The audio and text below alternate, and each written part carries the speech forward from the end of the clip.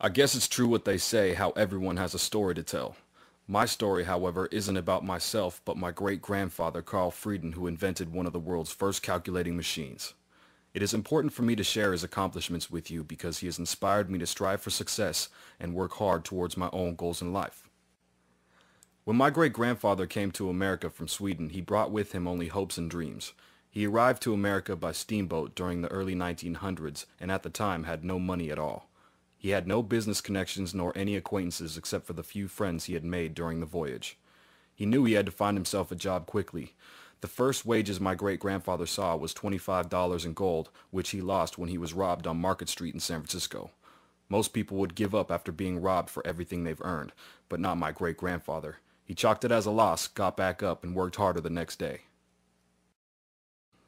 During that first year, my great-grandfather supported himself at various jobs. He was later hired by a calculating machine company in Oakland to work in the experimental department. He found it necessary to attend night school in order to learn American terms and concepts. He made a written agreement with the company whereby he assigned to them the patent right to everything he invented and developed with the exception of his own machine, the model of which was by then practically finished. The company was, however, given the option to buy the machine and any improvements on it. During Christmas of 1918, he sold the manufacturing rights for $100,000 plus $1 for each machine sold.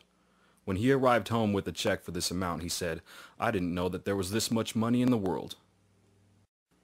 It was some time later when a patent dispute arose with another calculating machine company. It ended with a settlement for Frieden. He was granted $225,000 plus stock. However, after the stock market crash in 1929, he lost all of his assets except for the $27,000 he managed to salvage. Once again, my great-grandfather is stripped of his earnings but manages to get back on his feet and work harder. He decided to give up his job at the calculating machine company and began to think of new inventions. He worked behind locked doors on a new calculating machine that would not encroach on his previous model nor anyone else's patents. It was May of 1933 when my great-grandfather rented a two-story building in Oakland. He brought with him, among other things, a partly finished model of his newly developed calculating machine. To fully understand just how successful my great-grandfather's company was, when the Frieden Calculating Machine Company celebrated their 10th anniversary in 1944, the company had 1,300 employees at their plant in San Leandro. Frieden's four silent partners had by then received $300,000 each since 1933.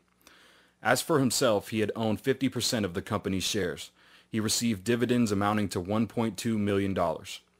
He purchased a ranch of 600 acres in Alameda County with thoroughbreds and Hereford cattle.